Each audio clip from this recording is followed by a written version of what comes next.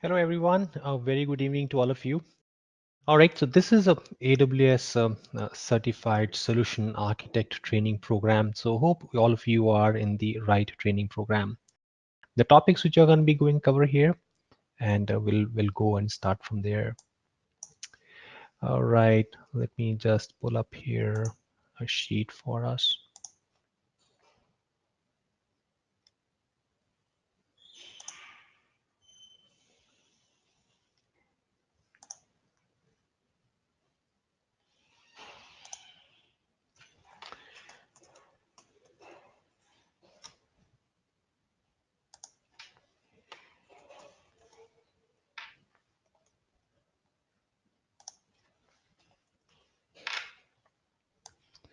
Okay, here is the sheet which I'm trying to create. Let me go and add the dates for this training program. We are beginning first day of December.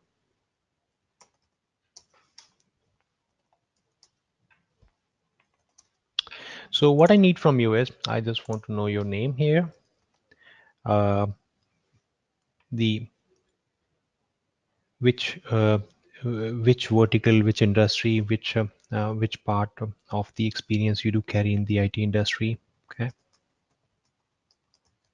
so primarily which domain you come from, and then how much experience you do have in terms of years.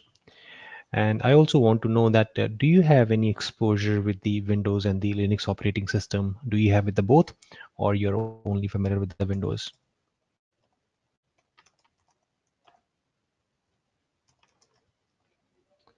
All right, and then I also want to know that what your expectations are from this course. Okay, I think that's gonna be good to start with. So I just want to know your name, the which domain experience you do carry. Are you coming from a solution architect, system admin, storage admin, network admin, developer? So what kind of an experience you do carry? So I'm just going to be sharing the link for the sheet. As soon as you click on the link, you should be able to see this sheet in the browser and you can able to edit this one. Okay, let me just go and share this sheet with you.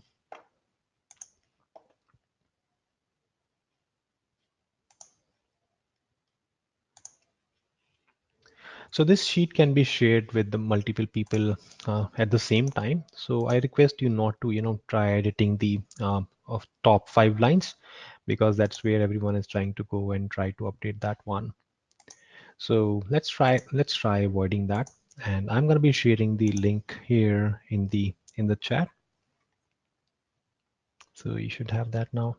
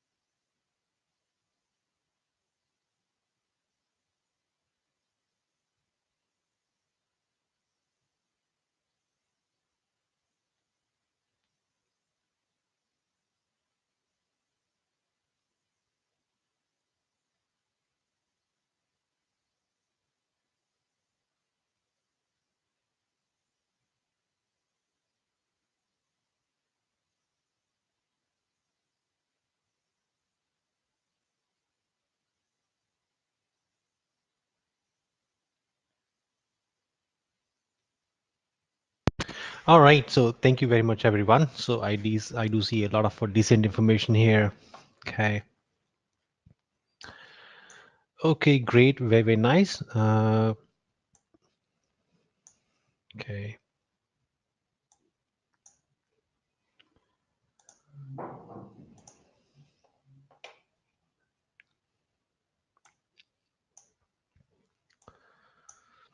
so we have a good mixed crowd here. I do see people from the all different background and a lot of good experience here. And okay, we have a person only familiar with the Mac, doesn't have the Windows or the Linux background or the exposure to that. So unfortunately, we will not be able to create Mac machines. So you need to have a knowledge of Windows or the Linux machines. Okay, so that is what is must. Otherwise, you will not be able to continue and work with this course.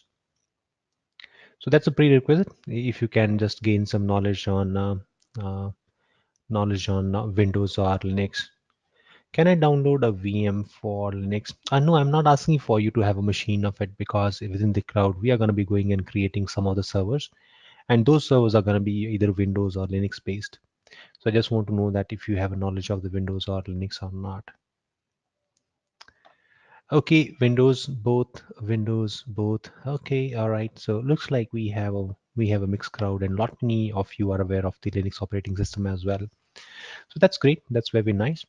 And if I look at the expectation from all of you, okay, deploying the servers, gain the understanding of the AWS and the cloud, exposure to the AWS. All right. Okay, career change to the AWS, hands on the AWS services and the certification. Okay, that's good. Again, the certification part here, understanding the concept. Okay, career with the as a cloud engineer. Okay, databases within the AWS. That's a good choice. All right, a deep dive into the AWS services. Okay, so Satish, this course is not an advanced course or not into the deep dive of it. It's a solution architect course and gonna be giving you a good overview on all the different AWS services. But if you're looking for a deep dive into a specific area of the AWS services, I think you need to go and look for some specialty courses. So for best practice and the cloud security, so there's a different track for the cloud security and in the specialty area. I'll point that out when I'm going to be sharing the roadmap with you. Okay, detailed understanding. Right. So again, as I said, this is a level one training program, and it may not be having a very detailed background of all the services. Okay, project is moving to the cloud next year and gonna be learning to the AWS. That's very, very nice. That's great. Understanding AWS and hands-on practice with it. All right, that's all looks great. Okay, that's all looks great. So we do have people from the telecom, coding, storage, integration, system admin, all that background here. That's really cool. All right, very, very nice. Let's get started here, and let me actually share that what exactly this course is, where it stands, and what to expect from this training program. So let me go ahead and take a reference from the Amazon certification roadmap page here. Okay, so here I am. Let me go and share this link with you so that you can also go and browse and check the information here. Okay, so let me scroll it down.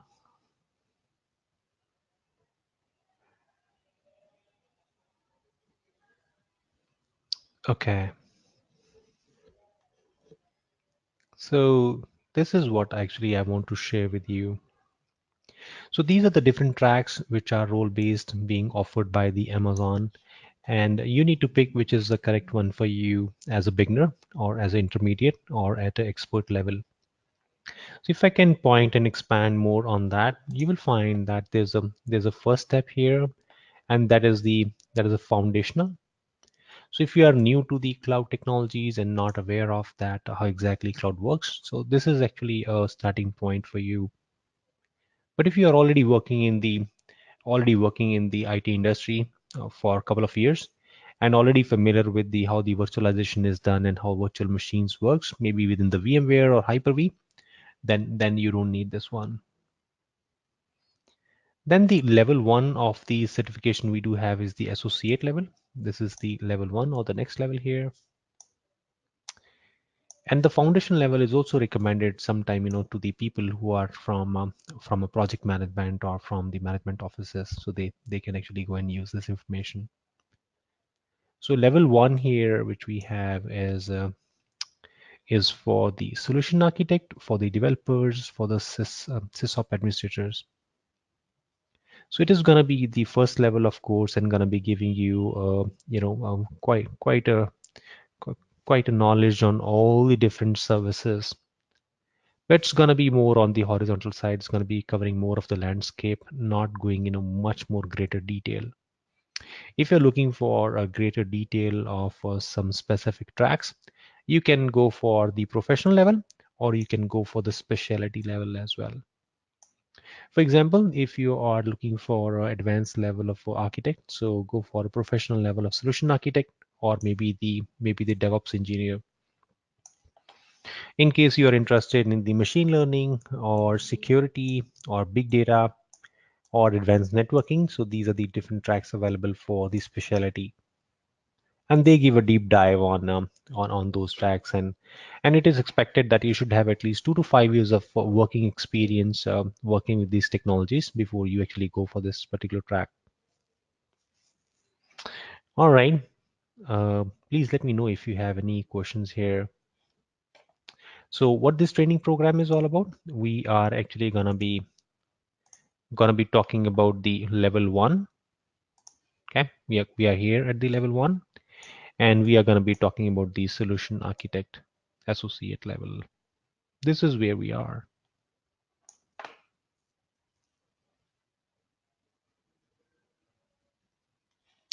Okay, I'm going to be talking more on this particular certification, specifically how the exam looks like, how many questions will be there, the level of difficulty in there, and how much is the cost, duration of the exam. So we'll talk about that in a while. Any question from this particular slide?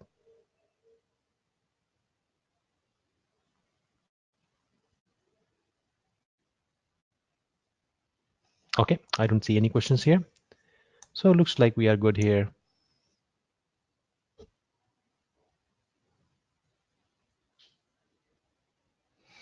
All right.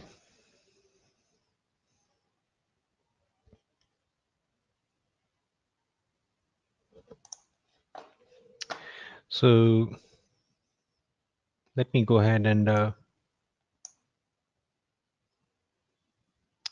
all right, Shiva is asking that is it mandatory for to go for the foundation one? No, Shiva, it is not mandatory. If you have uh, some experience of the IT industry, and if you already know that how virtual machines works, so this foundation course is not required. I do have another question here saying that any coding knowledge is required. No, Durga. We don't need any kind of a coding knowledge here. Okay. All right. So let me go ahead and pull up the agenda for the training. That what all the stuff we are going to be going and talking about here on this training program. So let me go to the learning management system here, and then try pulling up the training contents here.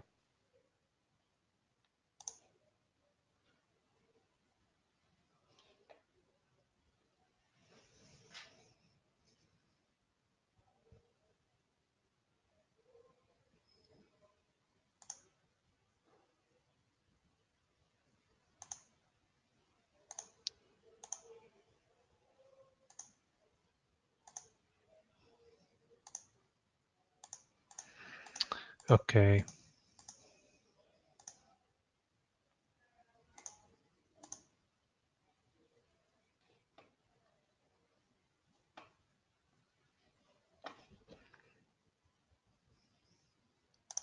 All right, so here's a slide here.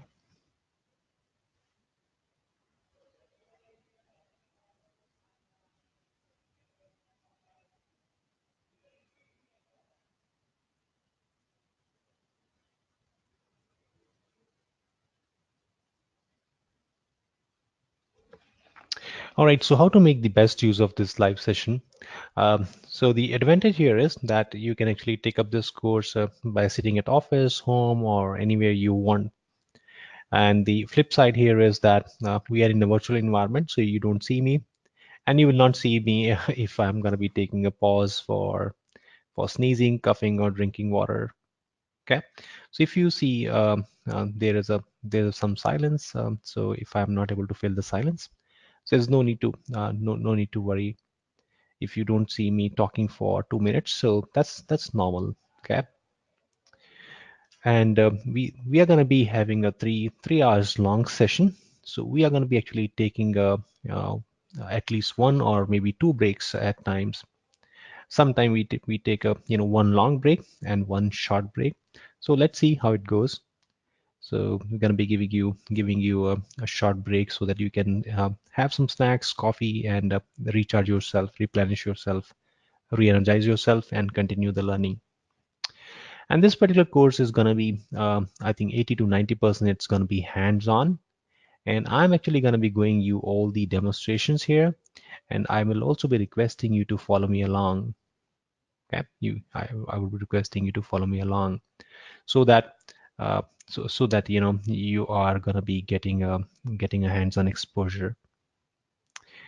Okay, that's about the some of the ground rules here.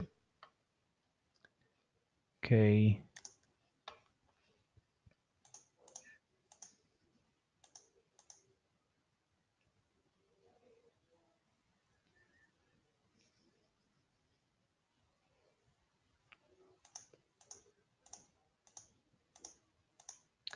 All right, let me try getting the agenda here.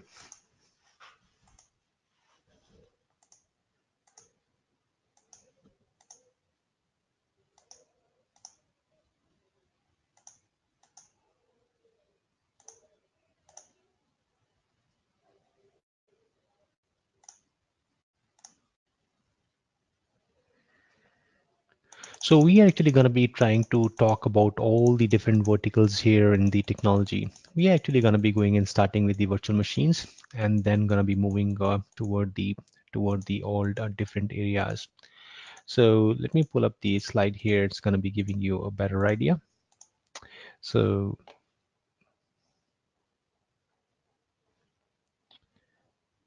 here it is.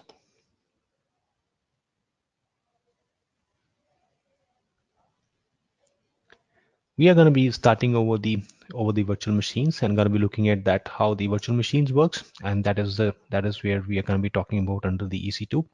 Then we are also going to be talking about that how we can actually create a highly available and scalable environment, and that is where we are going to be going and learning it with the help of our load balancers, and also going to be looking at the scaling part of it, that how we can scale it.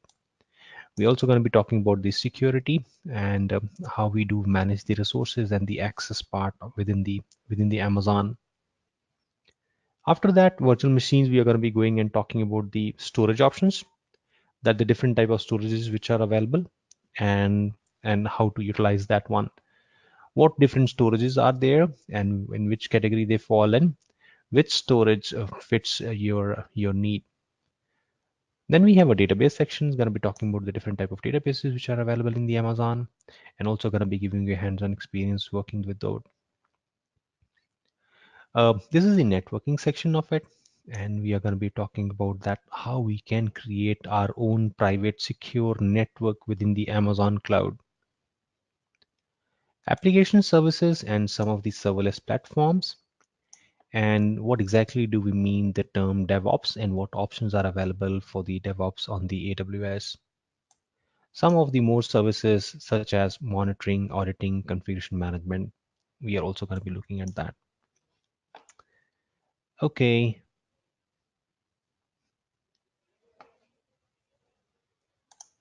so let me just flip the slide and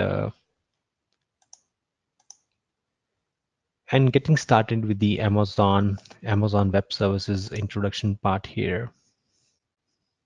Okay, that's where we're gonna be starting with here.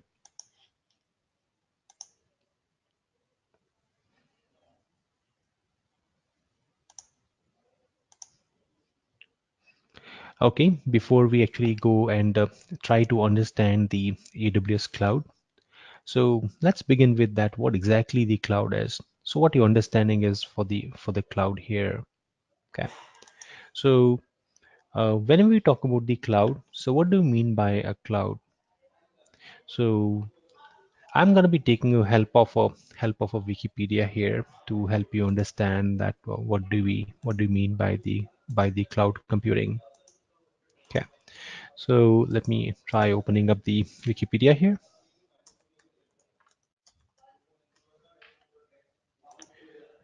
and I'm going to be searching for information saying cloud computing. And if I read this information for you, it says cloud computing is a shared pool of configurable system resources. Okay, it says the cloud computing is whenever you have a pool of resources. And how do you create that pool of resources is a different story. You might create a pool by using the local resources, the resources which already exist within your data center, or you might want to go and use the resources from the different vendors. And what all the different kind of resources you are going to be pulling in so that you can go and consume them. Here we have a very good picture which is going to be showing you that what all different sources are going to be making up this pool. So here we are. So as you can see in this picture, we do have the all different sort of components making up this pool. In this pool, we do have some of the resources coming from the infrastructure side, such as we have compute. Compute means the servers which are going to be giving you some kind of a CPU and the RAM to use. And then we have the storage. That is where the block storage comes in, similar to the hard disk which you have. Network components, databases, storage, runtime environment, collaboration softwares, all that stuff here. Okay, all that stuff here. So that means I'm going to be going and creating a pool of all different services.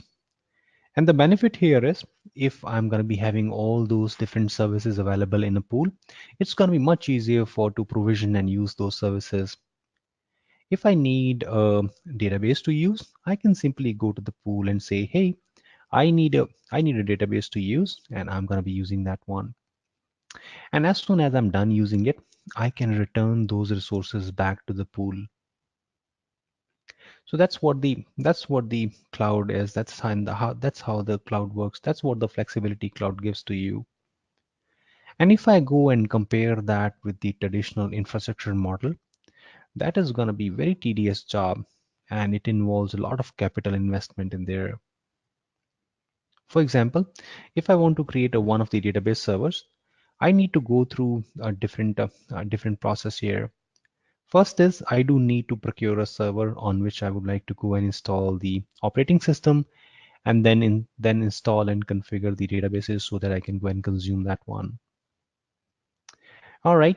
So as a first step, I need to procure a server, and that's not an easy task. I need to go to the procurement team, raise a purchase order, send that over to the vendor, and vendor is going to be delivering that server to my data center. And once I receive that server in my data center, I then need to go and rack them and cable them, mount them, and then start using it. So that means there's quite a lot of efforts involved, time involved while working with the all that stuff. And once the server is cabled and available, then someone has to go and install the operating system. Someone has to go and configure the database so that it can be consumed. And if after using for a couple of weeks or a month, if you decide that you don't need that server, then again it's going to be a challenge that now who is going to be owning that server and who is going to be paying for that server. So those were kind of really great challenges around the traditional infrastructure. The reason we have the cloud came into the picture, and that's where the flexibility is being offered by the cloud. So in cloud, I can just go and provision the services, and when I don't need, I can go and return that back into the cloud, so that it can be assigned to who needs more, who want to use them, and I can go and use these resources on demand. If I need it now, I can just order them now, and I will be paying for the resources the time I'm using it. If I'm using it for 2 hours, so I will just pay for the 2 hours and then return back to the pool. If I'm going to be using for a week or a month, so I will pay accordingly. So that means my my expenses are no more a kind of a capital expenditure, but it's more of a kind of an operational expenditure. Means the time the resources are going to be operational for me, I'm just going to be paying them, right? So if you see these resources are actually divided into three different layers or three different categories here. The layer or the category which we have here on the bottom here is infrastructure, and this layer is sometimes also known as infrastructure as a service, or IaaS. Okay, we also call that as the IaaS, infrastructure as a service. So here in the infrastructure as a service, I'm just going to be going and procuring uh, kind of hardware components there, or infrastructure components over there, and I'm going to be using them as I like, as I require. For example, I'm just going to be going and taking a compute server here, and after that it is going to be my wish that which kind of an operating system, which kind of software I want to install on that. I will have full control on that. Similarly, if I'm going to be going and taking a storage here, that means it is going to be acting as a blank storage for me, and I'm going to be having a full control on that. I can go and create multiple partitions on it. I can go and create a file system of my own choice, and then I can start consuming it. That means it is going to be as good as using a blank hard disk, brand new hard disk. So that's the benefit of the infrastructure layer here. So it is going to be giving you full control on the components you're going to be consuming. At the same time, you will have a responsibility of managing this infrastructure. That means if you're going to be taking this compute, if you're going to be going and installing the operating system on it, that means you have a responsibility of managing that operating system. That means the responsibility of patching it, responsibility of keeping it virus free, the responsibility of monitoring it, keeping it available, that all lies with you. So you have all the responsibility of managing these. So you have the full control, but you have the responsibility as well. Let me go and move on to the layer above it, and that's called platform, or platform as a service. Okay, it's also a platform as a service.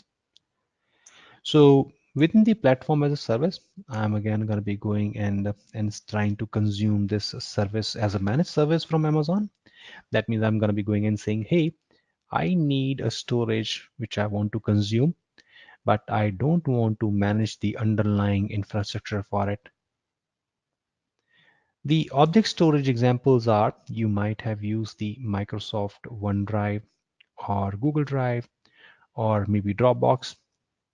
All those are different examples of the object storage. Okay? All those are different examples of the object storage. So that means I'm just going to be going and saying I do need an storage here, and how it is being managed, that's up to the vendor to manage it. If that storage is coming from a Dell server or from HP server, or what kind of file system it is going to be holding, that is all being managed by the vendor. I will not have any kind of a role to play in that. My job is just to go and store the data on it. And I'm just going to be going and requesting whenever I need that. Okay, it's gonna be that easy for me. Rest of the stuff, how data is stored, managed, retrieved, and protected, I'm all gonna be leaving that onto the cloud provider. So whenever you are using a Google Drive or a OneDrive or a Dropbox, do you ever bother that what is the underlying operating system on which it is running, or what kind of a file system the hard disk contains where you're going to be storing your objects? You don't bother about that, right? You just go and try storing all your files over there. Okay, you just go and store all the files over there. All right, so similarly, we have one more layer here, and that's called application, and that's also known as application as a service. So within the application as a service, right now we are using a software called GoToWebinar, and the GoToWebinar is a communication and a collaboration software here. So this particular layer gives you the most convenience possible because you're not bothered about the platform, you're not bothered about the infrastructure it is coming from. You just clicked on the link and started opening up in the browser and started consuming it by connecting to it. So here you are actually not bothered about that is it running on Java, .NET or any other platform. You're also not concerned about that if it is gonna be coming from the Windows, Linux, Dell, HP or any other server. You are just gonna be running and consuming this service. So that means the application layer is gonna be giving you the most convenience and the infrastructure layer is gonna be giving you the most control of it. Okay. So in the infrastructure layer, you don't have the convenience because you have to manage all those resources. And whereas in the application layer, you have the most convenience, but you don't have the control. You cannot go and say that I want to run that on .NET or Java. You cannot say that I want to run that on Windows. You are only going to be going and consuming these services. And in this training program, we are actually going to be going and experiencing all these different layers. We are going to be working with the infrastructure, platform, and the application. We are going to be working in all different layers here. And as we are going to be going through all those different services, I'm just going to be going and pointing it out that where exactly, that particular service lives in. Is that okay for everyone? All right, let me just pause here and let me check for the questions you may have here. And I'm actually going to be going and using this sheet for QA purpose as well.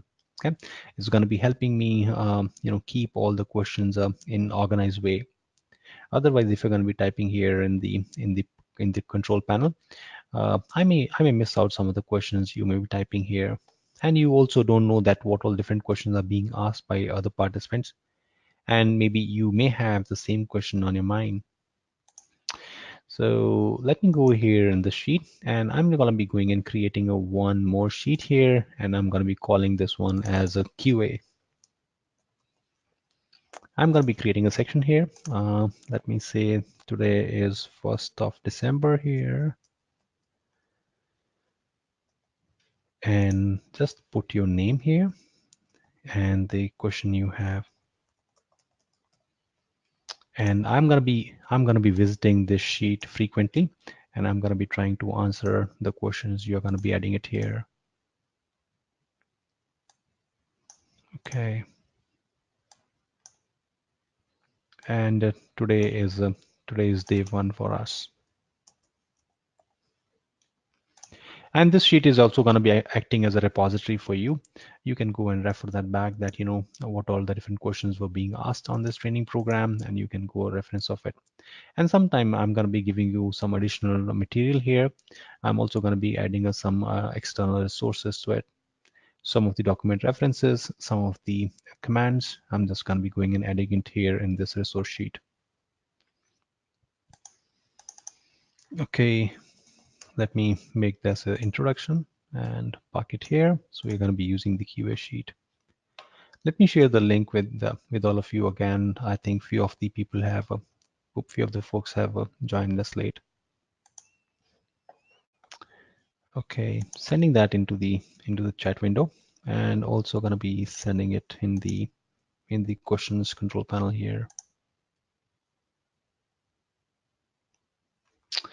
Yes, Atul, you are right. So this online document sheet is also application as a service, right? We are just going to be consuming this service. You're right. Okay. So Adam is asking that, are we actually going to be deploying the EC2 instances in this course? And Adam, yes, the answer is yes. We are actually going to be going and working with a lot many EC2 instances on the daily basis.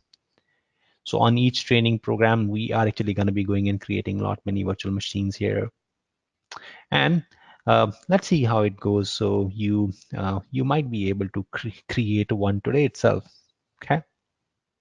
And actually, we do need these resources, these EC2 machines, for all these different services and the components we are going to be going and working with. We are actually going to be requiring a virtual machine here.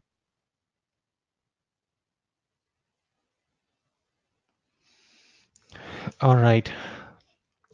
So Abir is asking that, all right, Abir, let me actually go and paste your question a little above. Otherwise, there's going to be a lot of space available here. Let me try it adding here.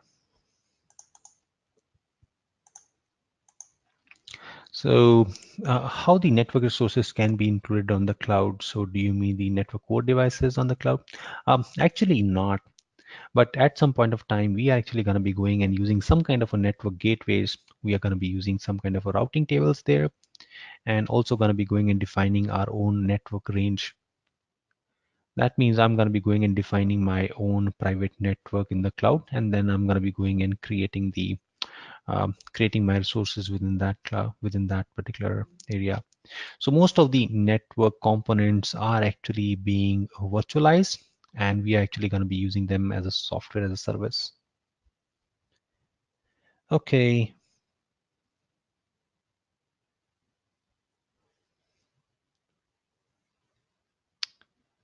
All right. Yeah, you can actually type in the next columns if you have any follow-up questions, or you think that's fine with you.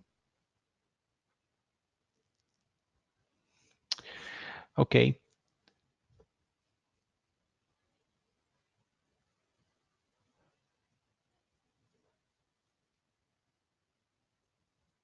All right. Very, very nice. You're welcome, Abir.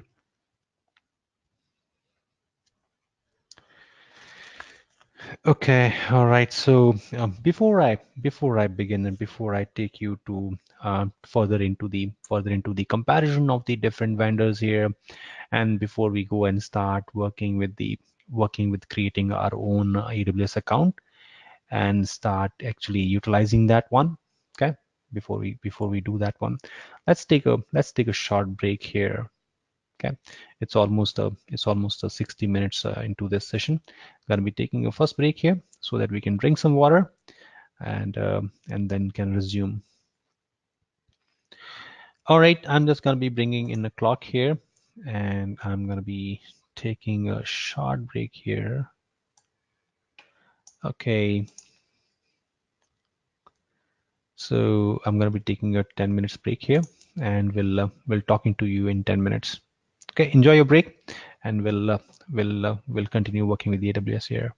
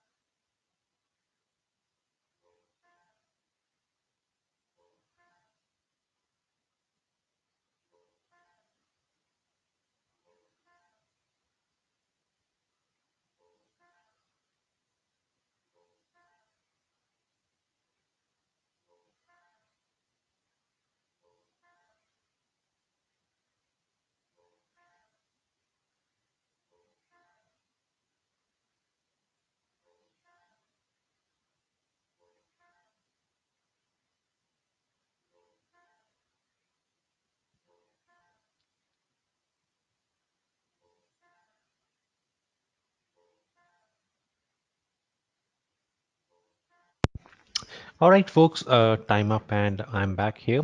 Let's resume our session. Okay, Chandra is asking that how to handle the security issues while storing the data in the cloud. So, Chandra, there is no one specific answer here. So when we are going to be working with the different services, and when we are going to be working with the different type of storage, so there are different protection methodologies available to you. And most of the time, we are actually going to be using the encryption to encrypt our data, which is going to be at rest, which is going to be stored in the cloud. And how to handle the downtime situation during the deployments. So I'm not sure which kind of a deployment you are looking for. Is that something you are trying to bring something into the cloud, or what exactly do you mean to new deployments? Or if you can expand on these questions, that's going to be helpful.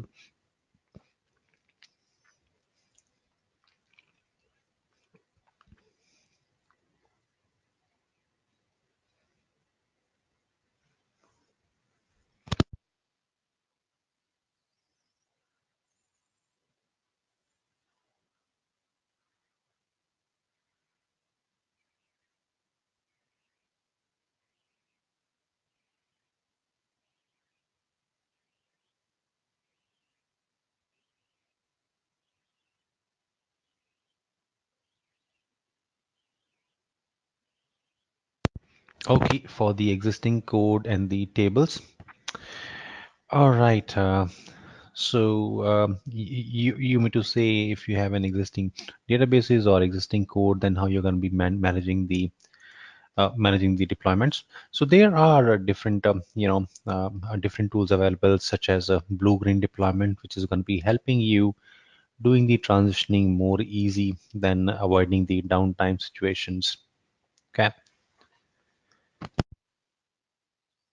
Again, some of the services or some of the applications are going to be covered under it, but in some cases, yeah, there are going to be downtime which is going to be applicable. Okay, Atul is asking that what would be the roles and responsibilities of the AWS solution architect? So as a solution architect, you actually need to understand the current requirement or the client's requirement, and then translating into the solution, then translating into it that uh, what all different AWS services you're going to be using it to create that solution, and then try developing that solution with the help of operations team. That what is the roles and responsibilities of the solution architect is. All right, Naveen is asking for the private and the public cloud difference. We are going to be covering that here, Naveen. I'm going to be showing you that slide. And if you want to read a crisp explanation on that, that slide is also coming there. So it's going to be very crisp line giving to you over there. Okay, you're welcome, Atul. You're most welcome here. Okay, Gaurav is saying, I know this course is the basic on the learning path. Will there be any discussions on moving on-prem application to the AWS? No, there won't be any discussion on that. We are not going to be doing any migration discussions here on this course.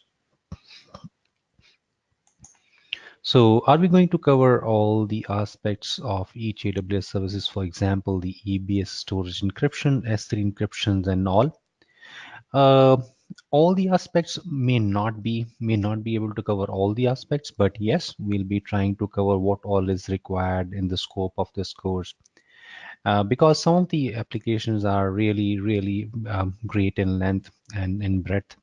So maybe we are not going to be going into very much in detail, but yes, gonna be discussing the basic features of them, and what all the advantages and disadvantages and where the solution fits in. Okay. Okay, welcome Gaurav. So let's go and move on here.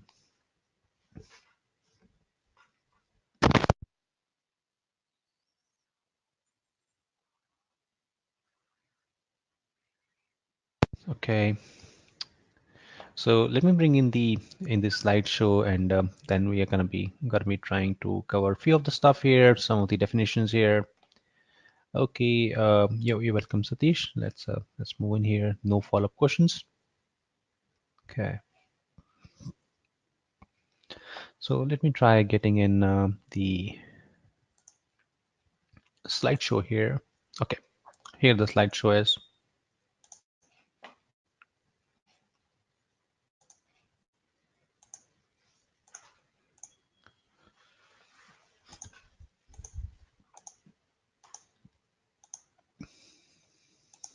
All right, let's go and look at the different cloud computing models here.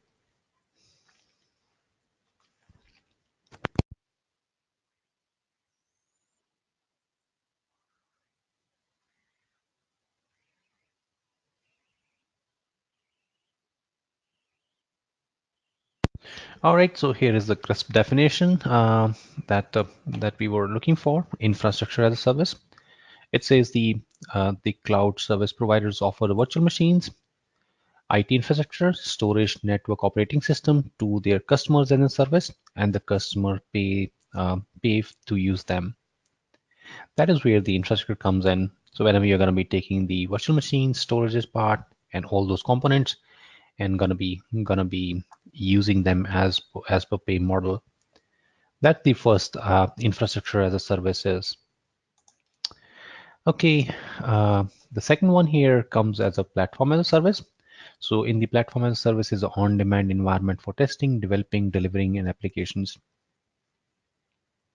So that is where you're going to be actually getting the applications or the services as a platform available to you. You can go and start consuming that.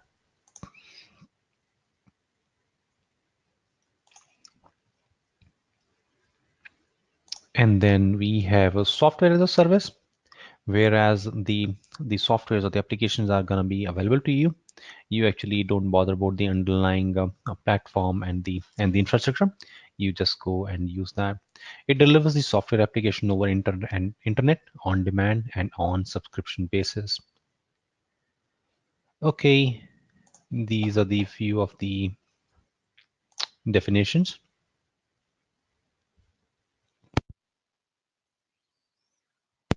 And if I have to do a quick comparison, so I think the next slide is going to be very interesting to see. So here, as you can see, if I'm going to be going and using a software as a service, and you will find that all these different responsibilities are managed by the vendor. So vendor is going to be managing the networks, storage, servers, virtualization, operating system, middleware, runtime, data, and applications. And as I'm going to be going toward the infrastructure as a service, or if I'm going to going to the on-premises, I have a more responsibility to manage the stuff. Okay, there's going to be more responsibility.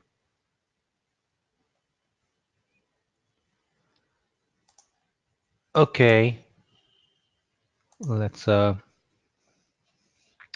look at the different cloud computing models.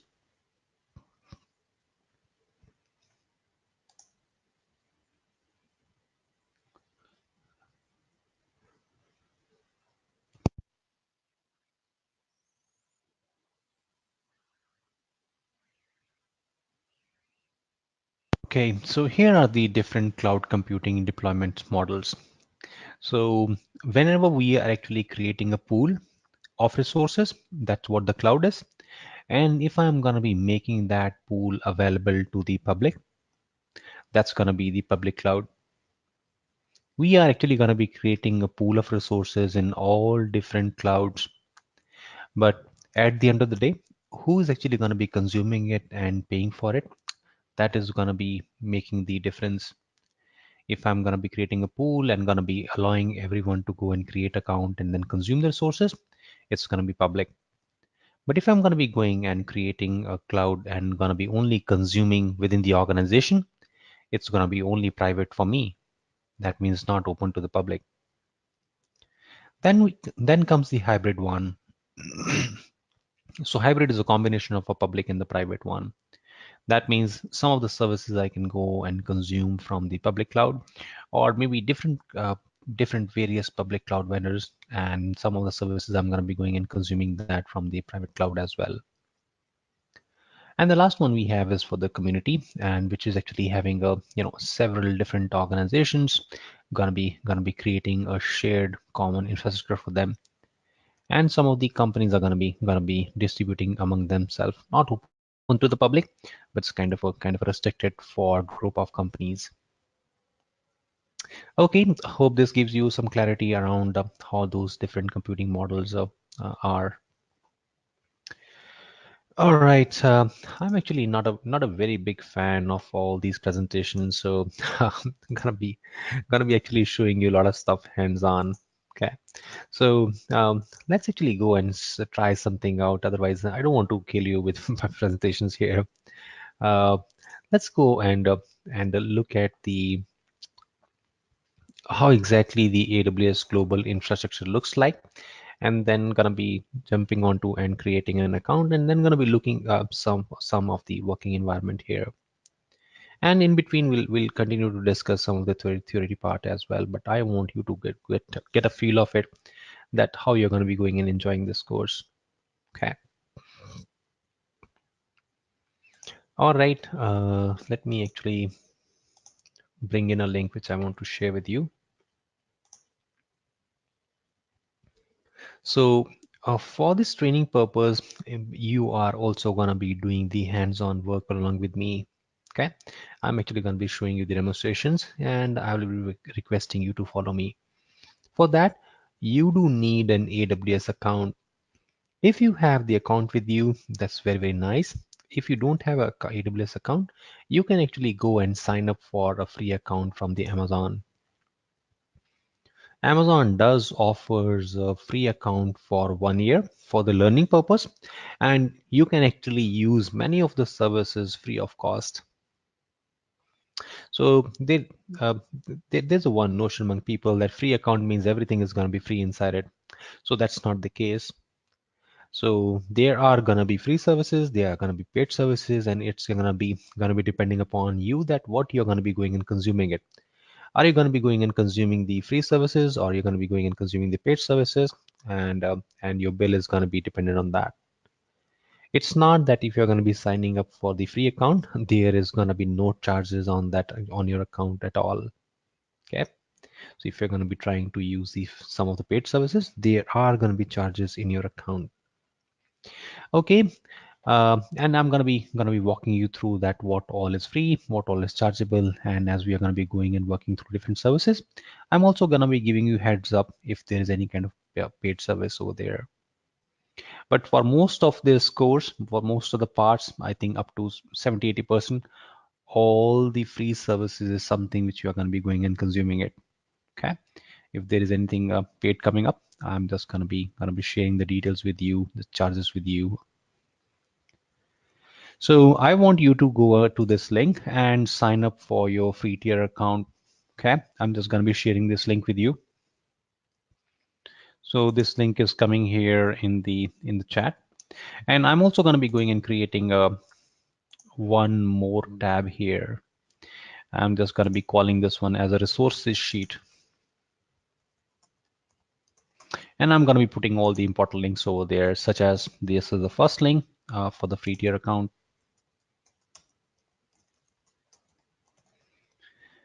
Go and grab that link and try to sign up for the free tier account, and it's going to be asking you that is it an individual account or is it a corporate account. So ask for it's an individual one, and it is also going to be asking you that what is the reason signing up for this account, and say I'm a student and going to be using it for the practice purpose. Okay, it might be asking you for credit card details, so feel free to provide that one. That's okay to give the credit card details, because Amazon want to verify that there are legitimate users who are interested to use the services. It's not robot or someone else trying to create the multiple accounts over there. So your account is not gonna be overcharged, auto charged. Okay, it's not gonna be auto charged. The the month end bill is gonna be presented to you. You need to evaluate, go through the bill, and then you can go and pay the bill. It's not the credit card information you're going to be providing. Amazon is going to be going and auto charging at the month end. Okay, it's not. Okay, and when you're going to be signing up for the free account, whenever you're going to be providing the details for your credit cards, you may find there's a $1 charge or maybe 2 rupees charge on your account, and that will get reversed in 48 hours. Okay, that is going to be refunded to you. All right, let me also create a one more tab here, and I'm going to be calling this one as a lab. And that's where I'm going to be going and tracking that how we are doing in terms of lab, as we are going to be doing a lot of different labs here. And let me go and add your name here.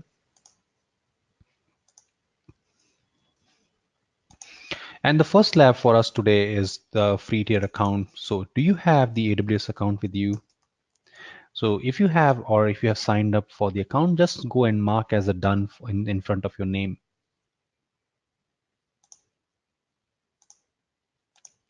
so that I know that, you know, how many folks are ready with their account, and we can go and start exploring our account here.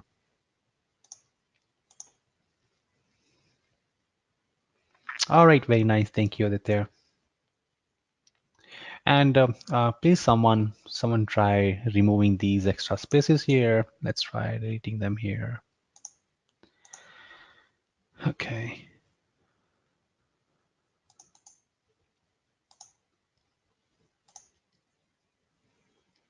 Okay, thank you, Atul. So looks like some of you have the account ready. That's very, very nice. That's helpful.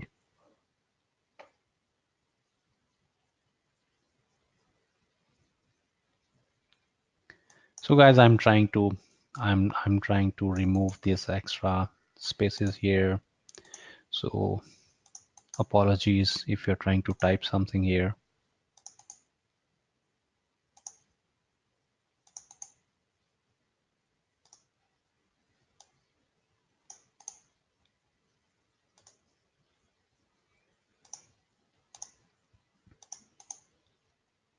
And if your name is missing here, please go ahead and go and add it here.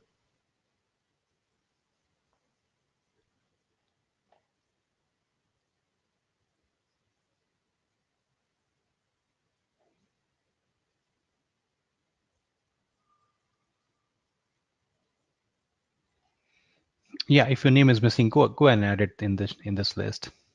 So you already have the link.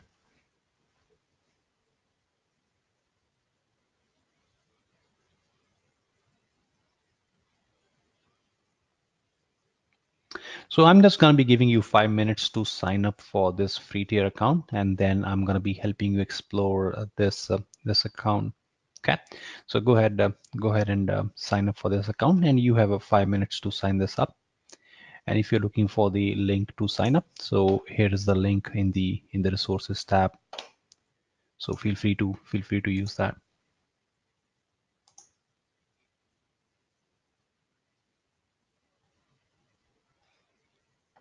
Okay, I'm just gonna be giving you 5 minutes here.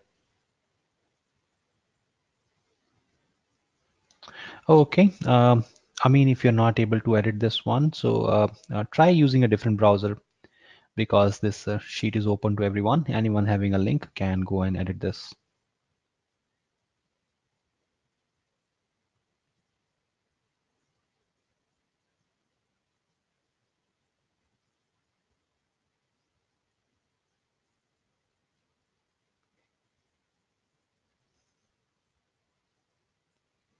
Okay. All right. No worries. I mean, I'm gonna be adding your name here.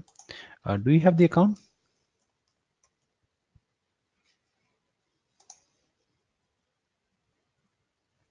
Okay. So you need to go and sign it up whenever you're ready to go and put it yes here.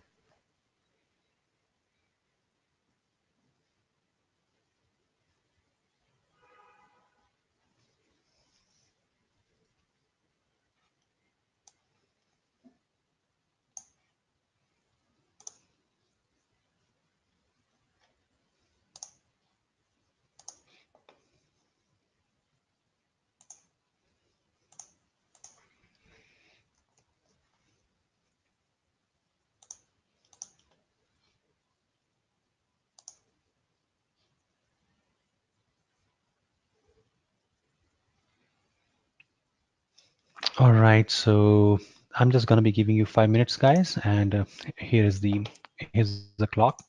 And if you're having any difficulty, or if you're not able to answer any question over there while creating the account, so just let me know, and let's create that free tier account here.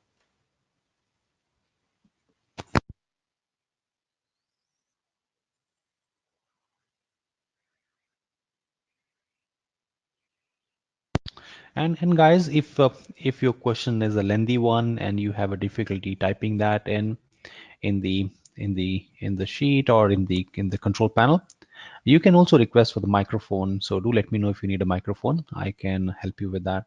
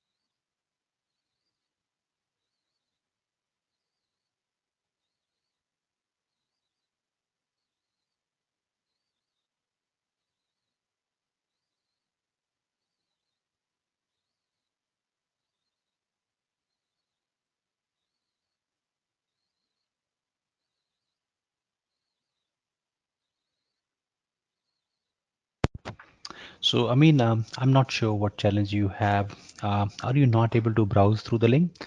Or you can just go and type in the Google saying AWS free tier account, and you will get a link for the Amazon and where you can sign up for the free tier account. Else, you can pick that up in the resources sheet.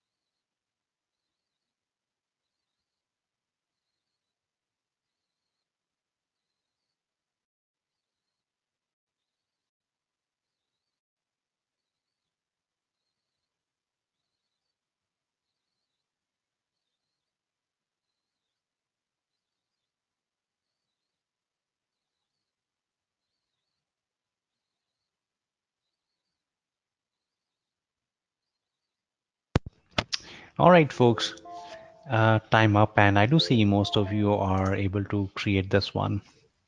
So that's very, very nice. And what I'm going to be doing here is I'm actually going to be going and logging onto my free tier account. Okay. So let me go and try logging in here. And I'm just going to be going and trying to put my username and the password. And it's going to be showing me the sign in screen. Okay, there we go. I'm just adding my username and then going to be adding my password here.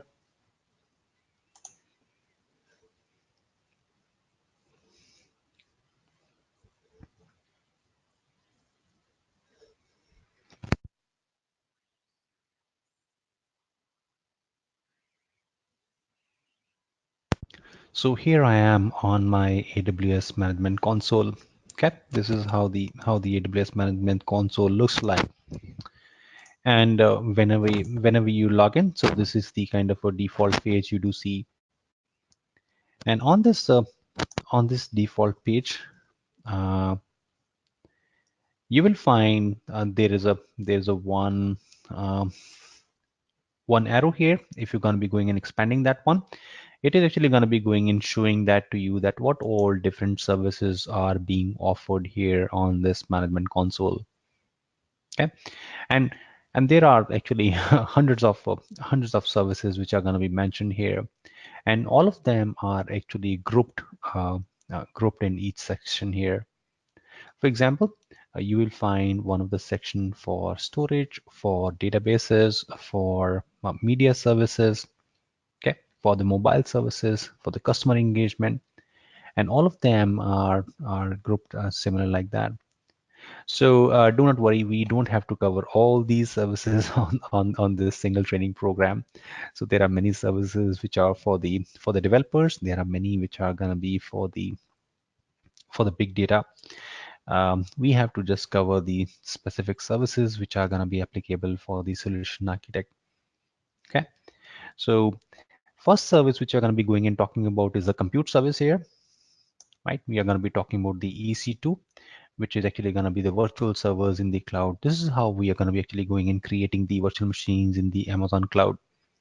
Okay, this is where we're going to be launching the Windows, Linux servers here, and then going to be going and installing different softwares to consume them. We also have a serverless computing platform here called Lambda. That means we can actually go and execute our code without provisioning the servers. We can just go and give the code and request Lambda to go and execute that for us.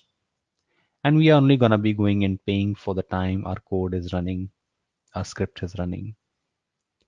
We also have something called Beanstalk, and Beanstalk is a is a platform as a service. It's gonna be creating a platform for you.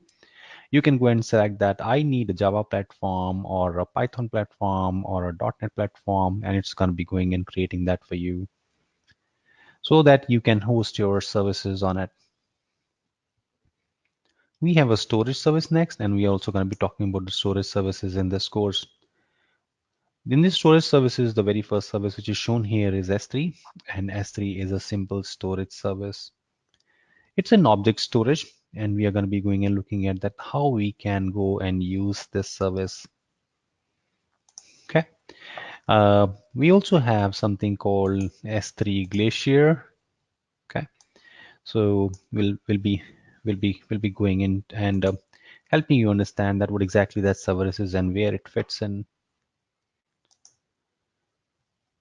Okay.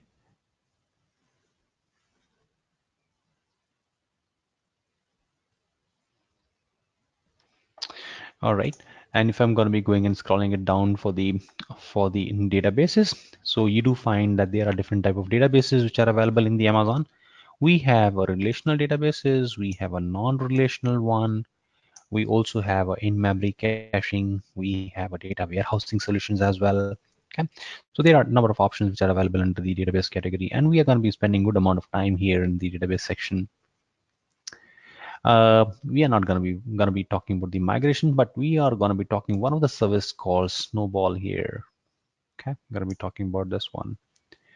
In the networking, we're definitely going to be talking a lot on the VPC, and VPC is actually going to be helping us create our own private network within the Amazon so that we can provide an isolation, we can segregate our workload.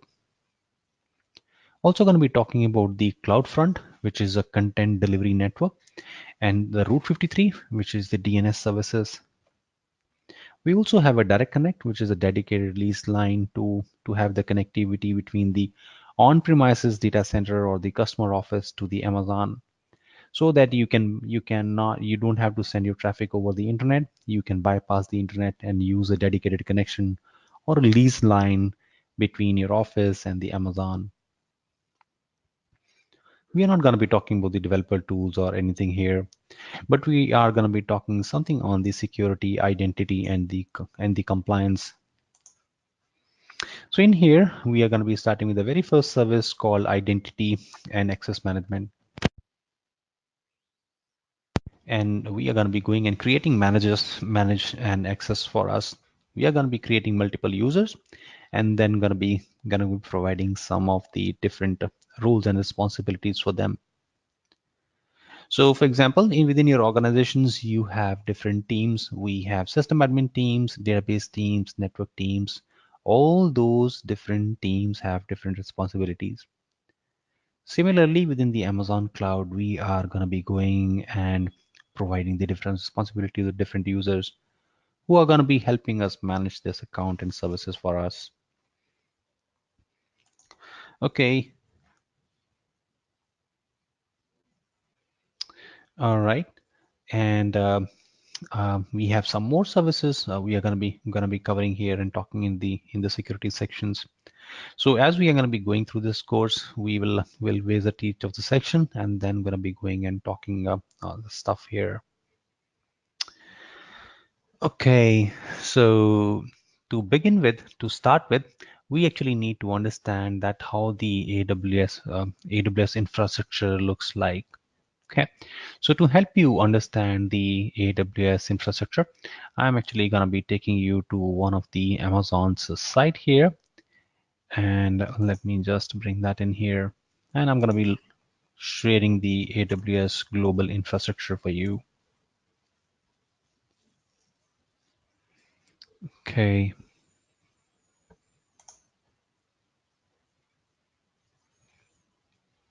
all right, here is the link.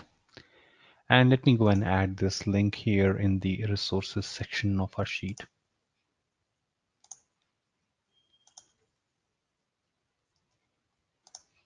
It's a global infrastructure.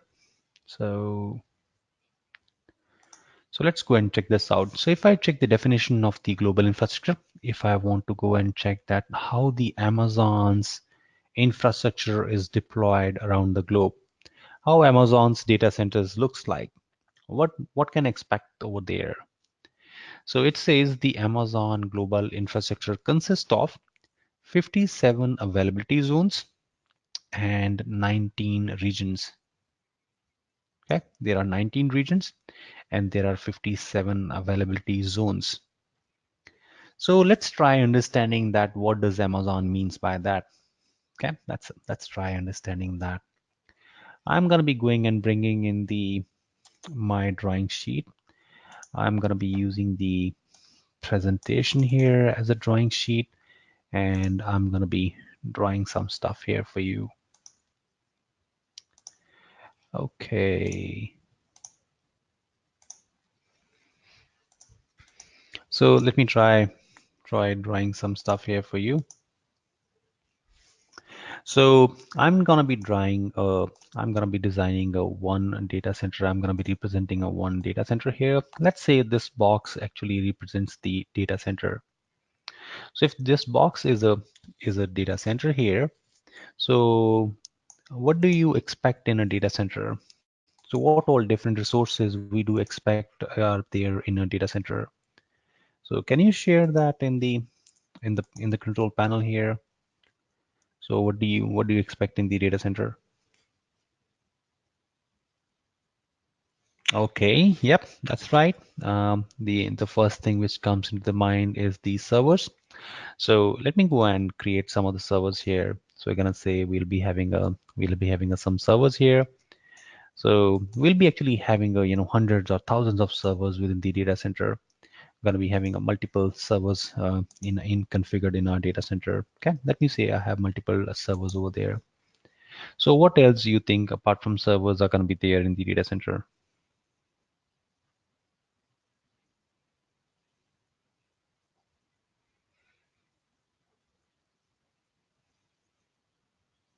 Okay,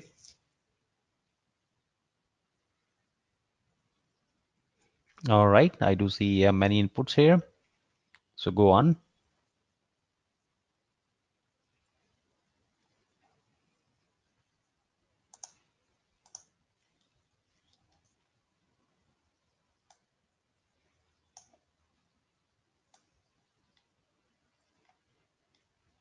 All right. So I do see many of you are not at all responding here. Okay, I want everyone to participate here.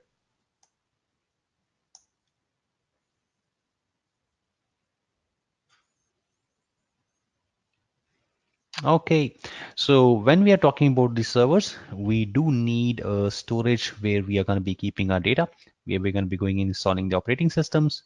So all that stuff is going to be going and living. So that's where the storage comes in. So let me go and add storage here. That's saying I'm going to be having a storage as well in my data center. Okay, let's create the storage here. Okay, so I have the storage here in my data center. And then we have to go and connect all these servers and storage and all those components together. We need to create some kind of a network here so that all of them can talk to each other. That's where the network appliances comes in. That's where we'll be having a router, switches, cables, and all that networking stuff comes into play.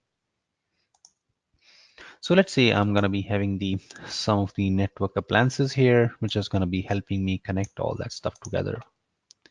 So definitely apart from this, I'm going to be having some power supplies, UPS, cooling plants, and all that blah blah blah stuff. Okay, so it's going to be having it all there. So I'm just gonna be having a picture of the one of the data center here. So this represents a one data center for me. Okay, and if I'm gonna be having a group of multiple data centers, let's say I have two data centers and I'm gonna be going and clubbing them together here.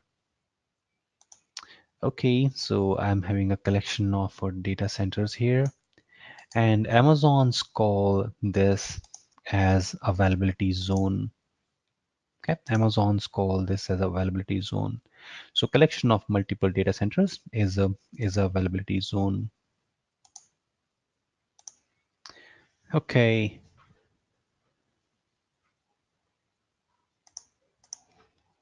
so let me go and label this one as a availability zone.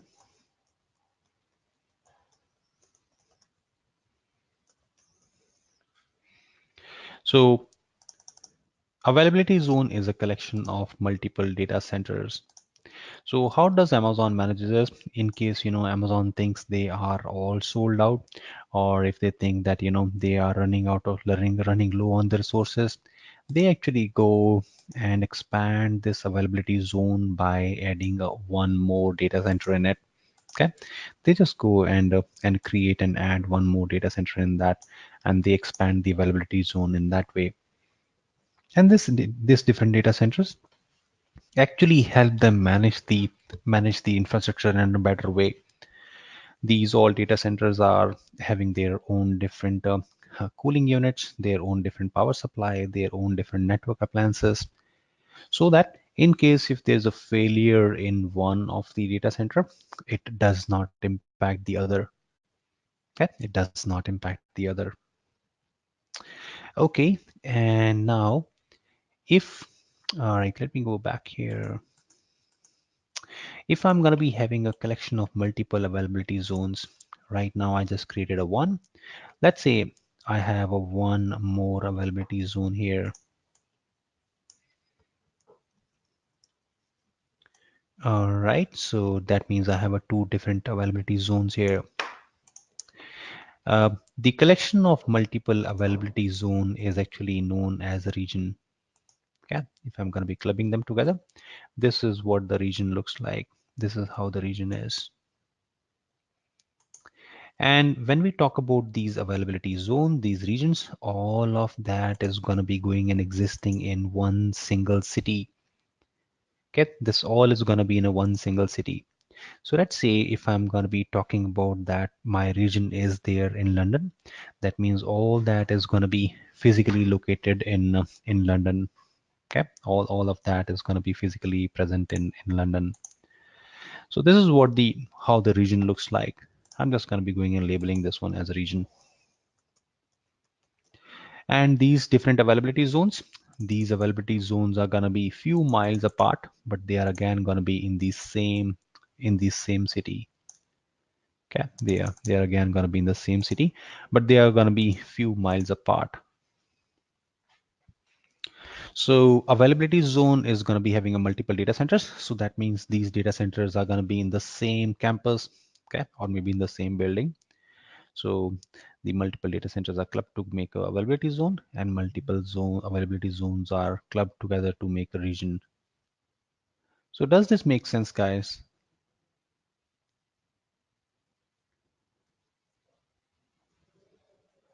Okay, okay, very, very nice. And if you have any queries, please go and post it here on the QA sheet. Okay, we are we are going to be having this QA sheet, so please go and post your queries here. In this QA sheet, we have a first tab here called QA, and please go and post your queries here.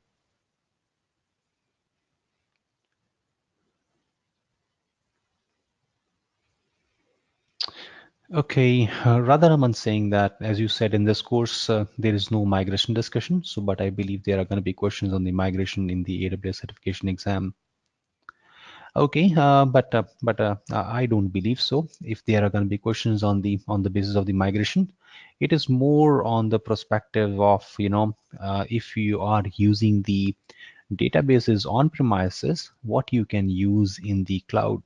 What is the corresponding service available in the cloud? Not from the perspective that how you're going to be moving it, how you're going to be migrating it. Okay, not from the uh, not from the perspective of actually executing it. Is there any provision for me to get immediate warning if by mistake I'm going to be using any paid service or while doing or lab exploring? No, there won't be any kind of an immediate warning given to you. Okay, there's no immediate warning, but you can set up an alert if your current utilization is gonna be going beyond a certain threshold. You can definitely can configure alerts for you. All right, all right. Some of the folks are still trying to type their one, and we can actually wrap this text so that it fits in a one of the line. I can help you wrap this here so that we don't have to expand this one. Okay, I've done the wrapping here, so it's gonna be going and fitting in here in one of the column. Okay. Okay, Adam is asking that how we can participate. Where are the people writing responses? Okay, the responses are gonna be are there in the questions panel. So you do have a question panel in there in the GoToWebinar. That is where you can go and respond. All right. Okay. Shamsher is asking that, can you share the exam details? That's a number of questions, the difficulty level and the duration. Yeah, Shamsher, I'm going to be talking about that. And actually, we do have the last lecture dedicated for getting you ready for the exam. And that is a place we are going to be talking a lot on the exam, but I'm just going to be giving you an overview that what to expect in the exam. And I'm also going to be sharing you the link where you can find more details about it. Okay. All right. So Garvey is saying that what is the strategy behind the different availability zone from the private cloud perspective? How How does it help? Does it stem from the concept of the high availability? Yes, absolutely, Gaurav. Actually, when we are going to be start utilizing the Amazon environment, then I think it's going to be taking a much more sense to you. Then you actually able to map this, that how exactly it is going to be translating into creating a solution. Okay, so I request you to just hang in there for a while, so you'll be able to understand it better in a while here. Hi, no problem. You're welcome, Gaurav. Shiva is asking, how about failure of any availability zone or failure in the region that can be handled? So Shiva, in that case, you should be creating your resources distributed across availability zones and across regions, so that in case you are losing any of the availability zone of the region, you can you can have actually uh, your resources available from a different region or different availability zone, and we are going to be helping you design and implement that. Okay, you are actually going to be doing that yourself, so don't worry about that. So you're going to be fine with it.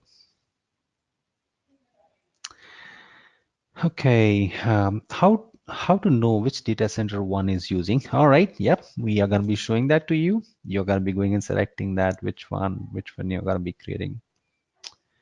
Okay, I did not get any verification call, but still I have got my account created. But when I try to access any service, I get the message that account will take 24 hours to get activated. Okay, that's really sad to know, but sometimes yes, it does. It does take a little bit of time. So sometime if your credit card does not work in a first go, you will face this issue. I request you to create, use some different credit card or different debit card. And then give it a try. Okay, so Atul is asking, when we talk about a region, is it always a city or it can be a country? No, Atul, it's always a city. Okay, it's always a city. And I'm gonna be actually gonna be going and talking more on that. Okay, just gonna be going and talking more on that. So let me go and discuss more, and it's gonna be giving you more clarity around that. So I'm back here. Okay, I'm back here on the global infrastructure page, and where it is saying that we have a 57 availability zones and 19 regions. So now you actually understand that what do you mean by 57 availability zones and 19 regions. And if I scroll this down, you have a world map here. On this world map, you do see these amber circles. You see this orange circles here, and these amber circles represents a one region. So for example, so I do see in Australia, there's just one circle over there. So that means in Australia we have only one region, and inside that circle there is a number written over there, and that number represents that how many availability zones are there in Australia, in Sydney. Okay, so that means it's a three different availability zones are there in Australia. So if I look at the Singapore here, so Singapore again one region, and there are three zones, one region and two zones in India. So there are four regions here in Europe, a few of them here in China and Japan, and there are many in the US. Okay, there are many in the US. And then you also see some green circles here. So these green circles are coming soon. This is where the new regions are coming up here. Okay, and if you see one of the region which is there in the eastern side of the US, we have one region here which is having the highest number of availability zones there. It says 6. So this is actually the Amazon's headquarter, and this region is known as Northern Virginia or US East, and this is the one of the biggest installation Amazon is having. Okay, so I hope this is making more sense to you now. And let me actually go and relate this with our Amazon console. So let me go back to the Amazon console where I have actually logged in. Okay, here is the Amazon console. And if I go to the Amazon console, let me just increase the font size so that it's going to be good for your eyes. Okay, this is good. If I go here in the Amazon console, on the upper right hand corner, you will find it is going to be giving me one drop down here. And if I click on there, it's going to be showing me all the different regions which are available here in the Amazon. And uh, here, that means in a one single account with the one single dashboard, I can go and work with any of these regions. I can actually go and choose that which region I would like to go and work with. Let's say I want to create some of my workload in Ireland. So I'm just going to be going and selecting that I want to work with Ireland region here. That means after selecting this Ireland is going to be showing as a default region in which I'm working. Okay, there we go. It's showing as a default region here. And then what all resources I'm going to be going and creating, all that is will be created in the Ireland. Okay, it's all going to be created in the Ireland. Let me show you more details about the Ireland. I'm just going to be going and clicking on the EC2 service, or you can also enter the EC2 service here in the search bar. It is going to be showing that to you, EC2. And as soon as I click on that one, it is actually going to be showing me more details about this Amazon. So here, okay, looks like I have a server running here. I'm just going to be going and shutting it down. So here, it's going to be showing that within the Ireland, I do have three different availability zones. Okay, showing the status of these availability zones. It's showing that I have availability zone 1A, B, and C, and all of them are green. They are all running. So that means within the Ireland, I have three different availability zones and they are up and running. And I'm going to be showing you that how we can go and select while creating the resources. Okay, how I can go and say, I want to create my server in which of the availability zone here. Okay, uh, as you know, as I'm going to be going and clicking in here, and it's going to be showing me lot many different regions to me. Okay, so you might be wondering that how do you decide that which region is good for me and which region I'm going to be going and working in. Okay, so if I have to go and work, so which region should I go and choose, which region I should go and work. So here there are certain parameters which we need to talk about for deciding the region. Okay, we need to talk about certain conditions that might be, you know, some kind of a compliance or the regulatory requirements which are going to be helping us decide that in which region we are going to be going and operating it. And there are going to be other factors as well. So we are actually 2 hours into this session, and let's actually go and take a break here. So I'm going to be taking a break here, and once we come back, we are going to be actually going to be talking about that how we are going to be deciding that which region I'm going to be working in. Okay, before I go for a break, I just want to go and check if there are any open questions which need to be addressed here. Okay. Okay. Arun is saying that will databases and the operating system, etc., will not be present inside the data center. So Arun, those are going to be actually the services which we are going to be going and deploying on the server. So when we say server, so servers are actually going to be hosting the databases and the operating system. Okay. Hope that makes sense to you. All right. So let's go for a break here. All right. So enjoy your break. We'll talk to you in 10 minutes.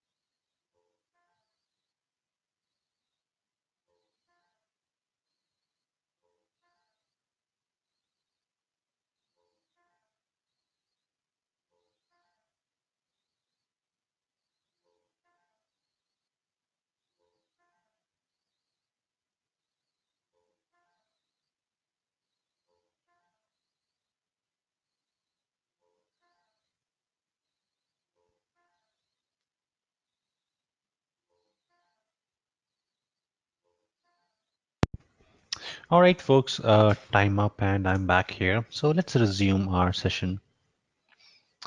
Okay, uh, now let's talk about that how to select a region, how to decide that where our workload is gonna be going into. Okay, so for that, let me actually let me actually bring in my Word document, and we're gonna be jotting down all the points which are gonna be helping us decide which region we are gonna be going and working in. Okay, and the very first point here to determine the region is um, compliance. Okay, now what do I mean by compliance here?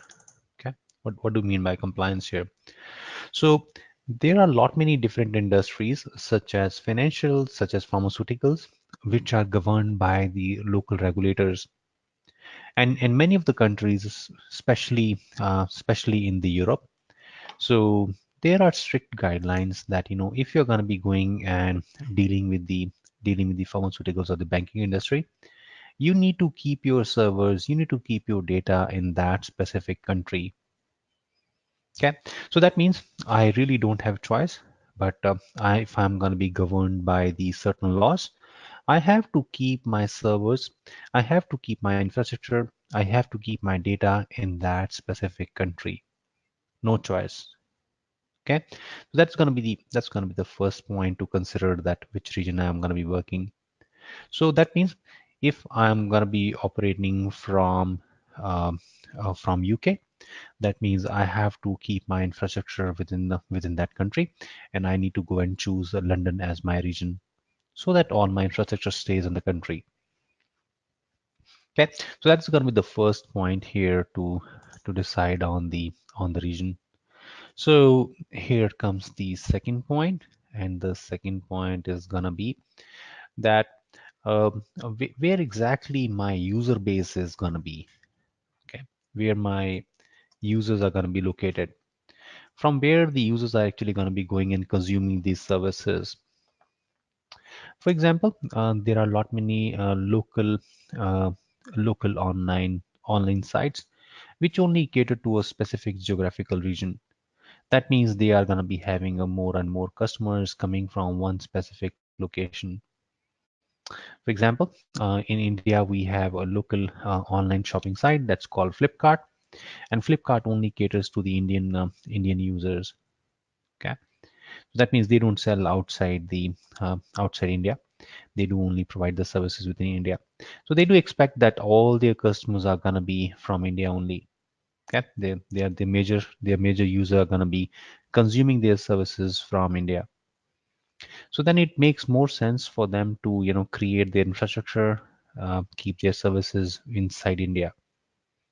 So that is where they we are going to be going and creating their services within where their most of the users are located, so that the latency is going to be lower and users will be able to consume those services with a great results. So third factor is going to be the cost. Okay, third factor is going to be the cost. Now, not all the regions are of a same cost. If I'm going to be going and taking a one server from one region, the same server is going to be having a different cost in different region. So that means if I'm going to be trying to consume the services from London, so the cost is going to be different if I'm going to be going and trying to consume that in Sydney or maybe in Singapore. Let me actually show you one example here. Okay, let me actually take you to one of these service page here, and that service page is AWS EC2. So on that service page or the product page, I'm going to be going and clicking on saying pricing. So EC2 is actually a virtual machine. It's actually a VM in the cloud, and I'm going to be checking the price of this VM in the cloud. Let me go on, click on pricing here. Okay, it's going to be showing me some of the pricing here. And let me say I want to see the pricing um, for the reserve pricing here. And if I click on saying reserve pricing, it is going to be asking me that for which region you want to go and check the pricing for. And I'm going to be saying that I want to go and check the pricing in Northern Virginia or the US East, or where the US headquarters is. And I'm going to be going and saying that I would like to go and check the pricing for one specific model here. And the model which I'm going to be going and checking the price is actually 10x large. So this particular model M4 10x large is going to be offering me some amount of CPU and the memory. And the cost of this particular server on an hourly basis is $2. So if you look at the extreme right here, it says on demand hourly charges are going to be $2 per hour. That means if I'm going to be going and consuming this server is going to be available to me for the charge of $2 per hour. Okay, and let me try checking the same server in a different region. I'm just going to be going up, and then I'm going to be trying to select a different region. And this time, let me actually go and select, say, I want to see the price of the same server uh, in Mumbai here. This is Asia Pacific Mumbai here, and let me go and select this one. Okay, so as soon as I go and select this one, and again I'm gonna say I would like to track the same server. So you'll find the price of the same server is actually $2.10. That means the cost of the same server is 5% higher in Bombay, in Mumbai. It's gonna be 5% higher there. So, and let me go and check how much it is going to be costing here uh, in London, if I'm going to be taking that in London here. Okay, I'm going to be going and selecting London here. All right.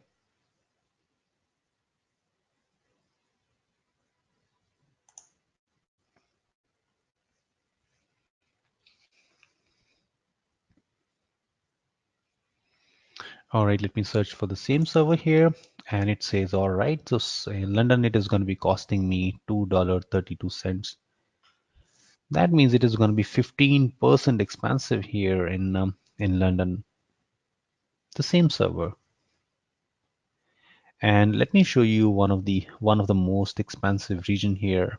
Okay, one of the most expensive region here. So let me go and select. I'm going to be going and selecting Sydney here, Sydney, Australia. And as soon as I'm going to be selecting the Sydney, Australia, and then I'm going to be trying to locate the price for the 10x large. Let's see what it comes back with. And there we go. So 25% more cost. Its same server is going to be costing me $2.50 in Sydney, Australia. So it's one of the most expensive region we do have here.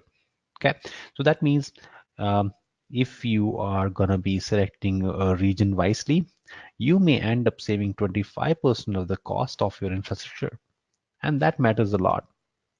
For example, if I'm going to be going and using saying that I want to just use the infrastructure for the testing purpose or the development purpose, where I'm not going to be much bothered about the compliance and the users, that means I can actually save up to 25% just by selecting the right region for me.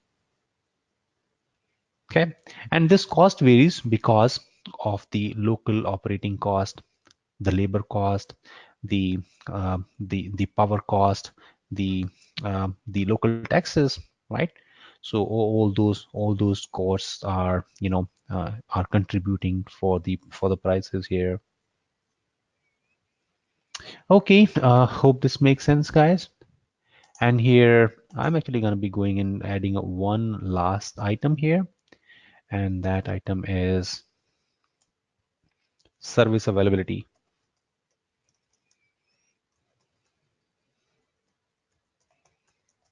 So not all these services are available in all the regions. So if I'm going to be going here on the AWS Management Console, and if I click on all services, so not all these services are available in all different regions. Okay, these hundred of services, not everything is available everywhere. Let me go and select, say, I want to go and select, say, uh, I want to work with Singapore. Okay, I'm selecting a Singapore here. So as soon as I made a selection of a Singapore, it's going to be showing up there that I have selected a region as a Singapore. And now if I'm going to be making any selection, those services are going to be going and consumed within Singapore. So here I'm just going to be going and scrolling it down, and I'm going to be going and locating one of the section here called customer engagement. So within the customer engagement, there is a one service called simple email service, and I'm going to be going and clicking on that. Okay, I'm just going to be going and clicking on that, saying I would like to use I would like to go and use this simple email service here. So let me go and click on that. So as soon as I go and click on that, so let's see what happens. All right, there we go. I do see a message here which says no, the current region is not supported. Okay, it's showing that the region where actually I'm trying to use this one is not supported one. All right, that's fine. So that means I'm actually don't have any choice but have to use only these three regions if I want to use it. Okay, if I want to use it. Okay, so let me summarize this and pause and take your questions if you have any with this. So that means if I'm going to be going and deciding that which region I need to use, I need to check if I'm going to be governed by any kind of a compliance or regulators. Then where my user base is, where my majority of users are who are going to be going and consuming this service. Then do I have any kind of a cost factor? Is the service is going to be available cheaper in some other regions? And the service availability means if I'm going to be trying to consume any of the service, so is that available in that particular region or not? Okay, so all these factors are going to be helping you decide that which region is good for you. So for this lab and for doing all the exercises, I'm actually going to be going and using Northern Virginia. So Northern Virginia is Amazon's headquarters and all the services are available there, and this one is the cheapest one. Okay, so let me go and select saying I'm gonna be going and working in Northern Virginia, and I'm gonna be using Northern Virginia for all different demos and all different services. Okay, so every time you log into your own AWS Management Console, this is the first thing you need to make sure that you are working in Northern Virginia. Okay, so it's not a good idea, it's not a good practice that you can keep creating the resources scattered across multiple regions. Although there is no restriction as such, it is pretty much possible that you might want to keep a one server in Singapore, another server in Sydney, or third server in Mumbai, or databases in London. So you can create those resources anywhere you want. There's no restriction as such. Okay, but as a good practice, it's a good idea to keep all of that in a one single region. Okay, so let me pause here and let me take up the questions you have.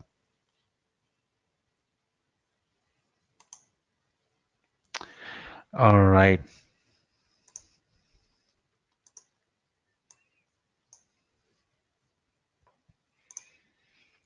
Okay, Atul is saying that how do we protect the availability zone in case of any unforeseen event happens? Do we keep a backup of it in another region? Yes, Atul, there are actually multiple ways to protect the different services. And some of the services actually automatically have the multi region support. That means you actually need not to manage anything in there. It is Amazon's responsibility to do and manage that for you. Okay. And yes, we do have all different components. And as we go and proceed through this course, you will have a better understanding, because there's no standard that which applies to all different services. Some of the services are regional services. That means if that particular region is down, it is gonna be impacting your operations. But some of the services are actually they are kind of a global services. Means you can go and use them any way you want. Okay, they won't be having any downtime over there. Okay, all right. I think this one is this one is not answered. Yeah, you're welcome, Atul. Uh, Abir is saying that can we use these divisions of regions and cities as a load balancer, or these are only for the high availability? Yes, of course you can use them for balancing your load as well, and definitely it's a good idea to have that for the high availability as well. Okay, you can use for the both the cases here. Okay.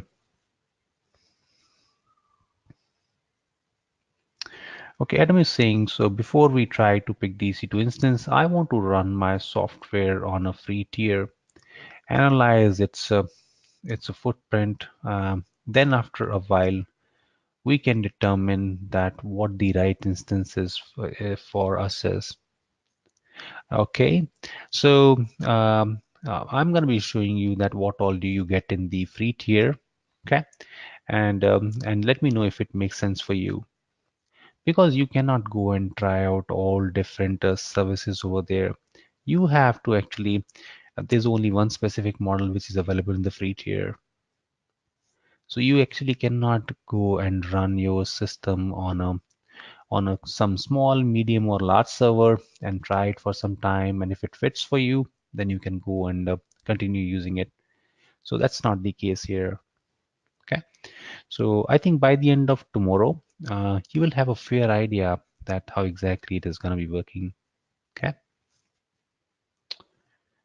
All right. You're welcome, madam. Can we access the servers created in the different regions? Yes, of course. If you have the right kind of a privilege given, if you have the right type of firewall, if you have the right type of access granted, you can definitely access them if you want to. Okay. Otherwise, if you want, you think that they should not be accessible, you can do that as well. So it's up to you. These are your servers. You have full control on that, and you can decide that are they going to be talking to each other or not. Okay, all right. Hope this makes sense. All right, you're welcome, Srigam. And I do have a request here from Senthil. It's gonna be requesting for a microphone here. Yep, sure. Here we go. I'm gonna be. All right, you have the microphone, Senthil. Yeah, hi group, it's Senthil here. Hi guys. Just wanted to know, you were discussing about are we going to discuss about the specifications, hardware specifications like T2 Nano, X Large, and are we going to discuss like for which, for what kind of situation which we're going to use it, how we're going to use it, those kind of things. Yes, definitely. We are gonna be going through that. That is gonna be the first step for deciding that which model we are gonna be picking up for usage. All right, and one more thing, like Do does AWS have the ability or authority to decide which availability zone the EC2 has to be hosted or something like that, or it is to be decided by us? And if AWS has the access or authority, is it a best practice to always leave it to AWS? All right. I think we are jumping the gun here. So I think I would reserve the answer till we go Okay. to that point and then discuss that. All right. Yeah. Thanks, Gurpreet. No problem.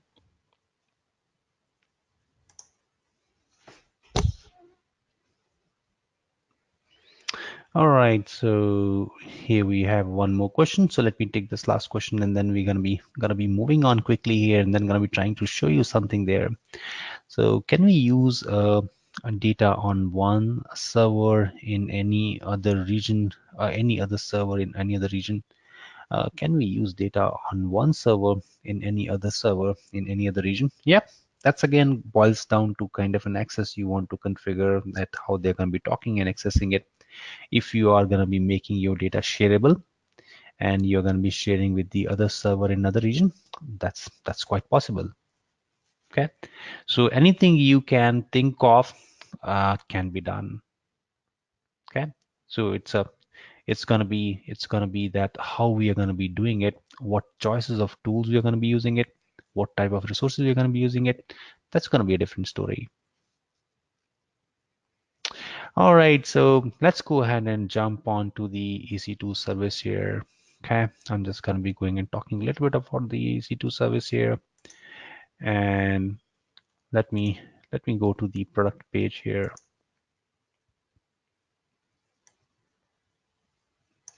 Okay, so here is the EC2. So let's see what exactly EC2 is and why it is called as an EC2. So it says Amazon Elastic Compute Cloud. So this is what EC2 stands for: Elastic, Compute, and Cloud. So C is coming twice, so they have replaced the CC with the C2. Okay, so that's what the EC2 stands for. And this is actually a virtual machine in the cloud. So it is actually a compute capacity in the cloud. It is resizable. That means if you are going to be selecting a server which you want to use, let's say I'm going to be picking a medium server, but later on you decide that medium server is not good for you. You actually need a large server. So you can resize that one without losing operating system, application, or any other data on it. And it's going to be secure as well. That means you can control the firewall access and other parameters on it, that who is going to be consuming it and how. And it is going to be available to you on an on-demand basis. That means you can launch the applications whenever you need it without any kind of commitments. Means if you need the server for 1 hour, 1 day, 1 week, 1 month, it's your choice, purely your choice. The moment you say I don't need that server, you will not be charged. Okay, you will not be charged. You will not be having any kind of commitments. You will not be having any kind of ownership for that. All right, wonderful. So EC2 is going to be helping us create the virtual machines. So let's see how that works. And you can follow me in this exercise. I'm here on the AWS Management Console, and the first thing I'm going to be going and checking here is I'm working in North Virginia. Okay, it's going to be showing me that I'm working in North Virginia. So I'm all good. I'm going to be expanding all the services and then selecting the very first service over there called EC2. So let me go and select that one.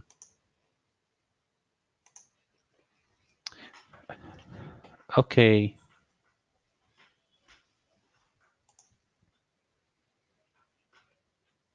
All right, here I am on the EC2 dashboard, right? It says it's the EC2 dashboard, and this is something which we have seen earlier, where it is going to be showing us the service health for this particular region. I'm going to be showing how many availability zones we do have and how we're going to be going and consuming that one.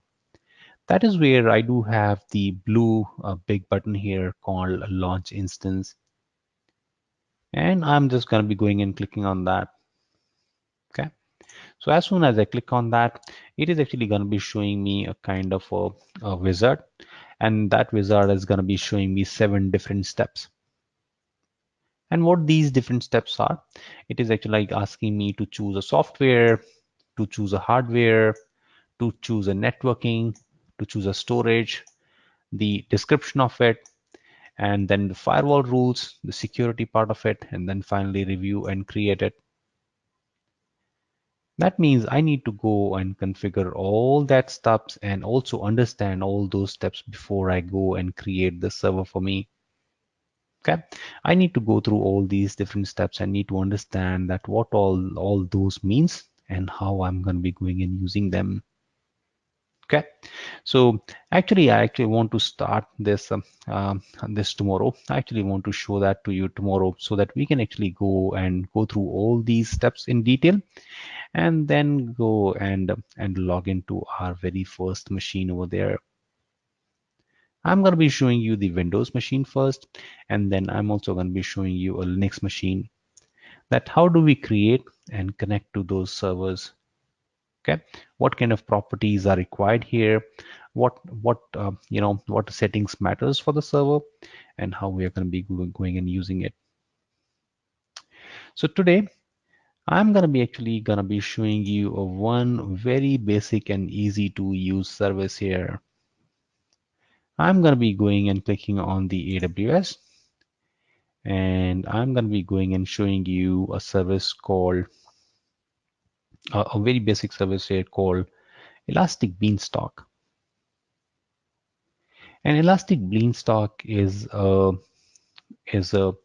web application platform as a service. You can only go and deploy your web application over here. And this one is one of the most easy service to use. Looks like I do have something already existing there. So let me just clean my environment so that it's going to be showing as same as yours. So this is how it looks like whenever you're going to be landing here for the very first time. And here, if you already have any kind of an application created for you, you can actually use this platform to go and deploy and see that how it works. Here, there are three different steps for you to follow, just simple three steps. One, select the platform, then provide your code or use the sample code, and then go and run it. And here it's going to be giving me multiple options that do you want to use this as a PHP platform, Ruby, .NET, Tomcat, Node.js, and Python. So which kind of a platform you want to create. So let's see how this works. Okay. And I'm just going to be going and clicking on saying get started.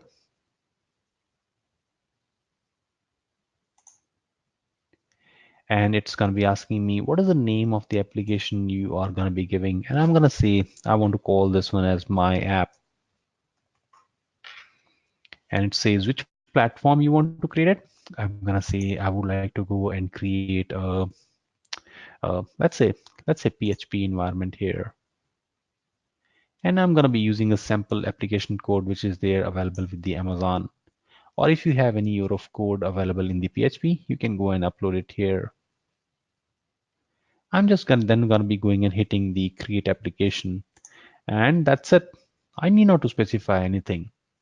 Amazon is going to be automatically provisioning everything required for it.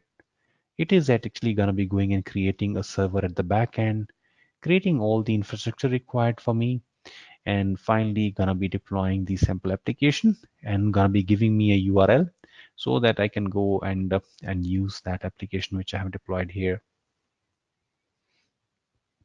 So that's how easy it is to work with the some of the applications which are can be used with a one single click. Okay, so it is doing all the heavy lifting. It is actually going to be doing and creating all that stuff here for me. As I see this console messages right now, they might not be understandable by you because you don't know these components in detail. But actually, I'm going to be showing this particular tool to you again in a couple of weeks, and I think then you will be able to analyze and understand all these messages, that what exactly is happening at the back end, how this particular service is working, and what all resources it is provisioning and creating. Okay, so that's the idea of this course, is to help you understand all these services inside out so that you know that what exactly is happening under the hood. Okay, so this elastic beanstalk is actually created for the developers who want to go and deploy and test their application, that how their application looks like once deployed. And the developers need not to be aware of all these different infrastructure components.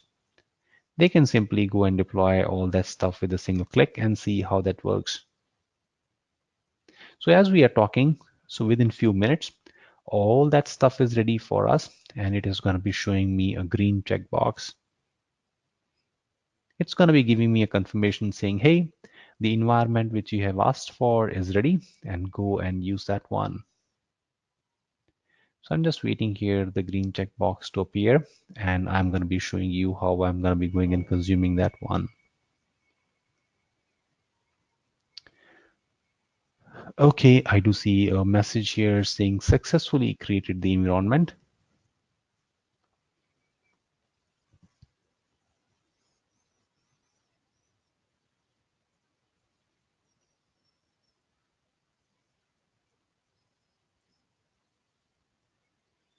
And there we go. I do see a green checkbox here saying the PHP environment is ready for me and the sample application is loaded on there. And I do have the URL available to me here. So if I go and click on this URL, so I'll be able to actually see that how my default application looks like. So let me go and click on there, and there we go. It's actually showing that congratulations, you have actually deployed Elastic Beanstalk PHP application, and that is actually running in our own dedicated environment. And it's showing that I'm actually running PHP 7.2. That's really, really cool. I have not installed the operating system. I have not installed any kind of a PHP software. I have not created anything here. Everything is done by the Beanstalk for me.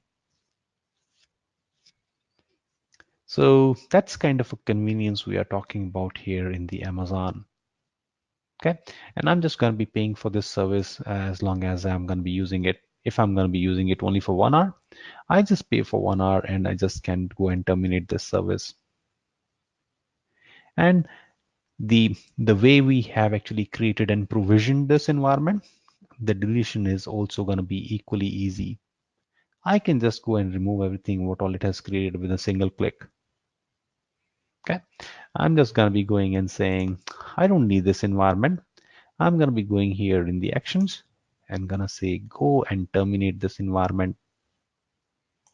All right, I know right now it is not making a lot of sense for you, but I'm just going to be showing this to you for the convenience purpose. Okay, and we actually going to be covering this particular server since some later point of time in our course. So, but right now, whatever we have created with the help of it, it's a part of the free tier. Okay, and there are no charges for it. You can use this basic service for free. It's a part of the free tier. So wherever we do have some kind of paid services, I'm just going to be going and showing you the information on that. I'm going to be discussing the cost with you, and I'm going to be also giving you heads up that how much it is going to be costing you. Okay. All right. As soon as I say I don't need this environment, it is actually going to be going and start terminating it. So that's very, very nice. I need not to do any kind of a cleanup here. It's actually going to be doing all that cleanup here. All right. Actually, that's I want to show you here today. And tomorrow, we are all going to be set to start our journey with the very first service with the Amazon, and that's called EC2. I'm just going to be waiting here to get this deleted. And in the meantime, I'm just going to be quickly showing you about the detail about the certification. And I'm again going to be going to the certification page here. And if I go over the certification page, okay, and going to be scrolling it down, and I'm actually going to be locating that I want to know about more about the architect's certification.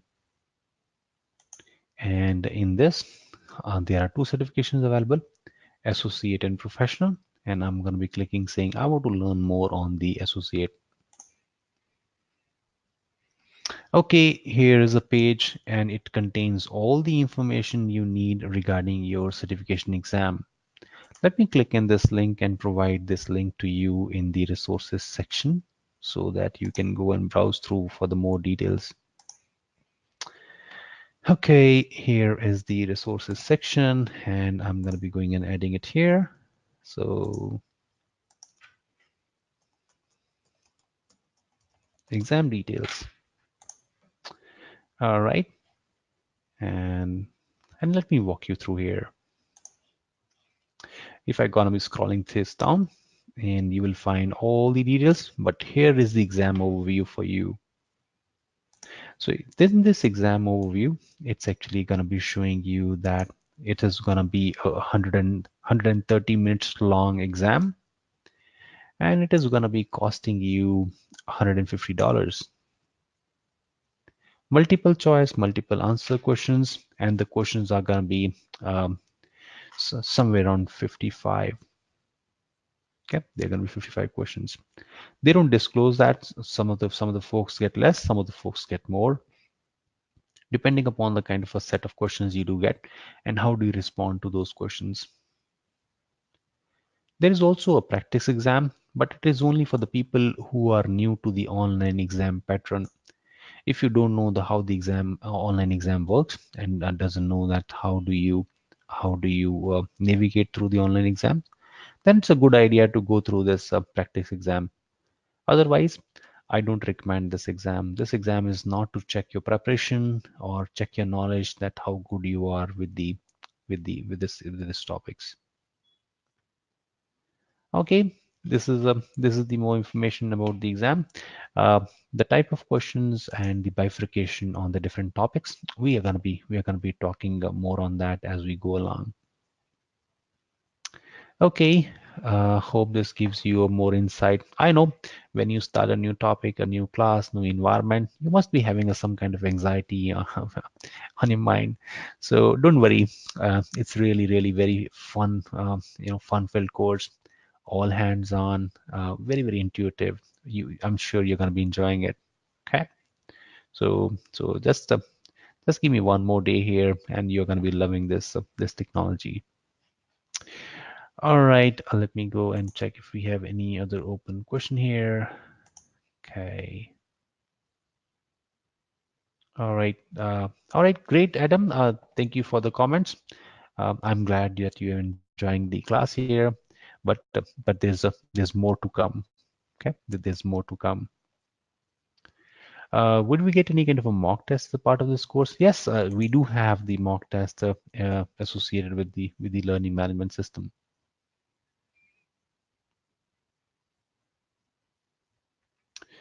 Okay, Nivedita, I see your comment, but I request you to please use this sheet for asking any questions and asking anything here, right? So let's use the common platform here. And you are concerned about the charge services, but as I mentioned earlier, everything what we have created so far is free. So don't worry about the charge. There are no charges for it. And the service which you're mentioning here, no, it is not charged one. Okay, yes, you are wrong.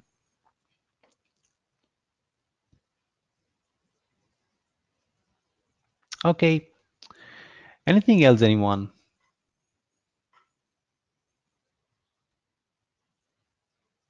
Okay. So do we need to pay the Amazon now for creating any URL or any other web services using it? Uh, I think it's gonna be a very, very generic question. It depends at what you're gonna be creating. But what all we did today, we are not gonna be paying anything for it. Okay. There are gonna be some of the services which are gonna be costing you some money.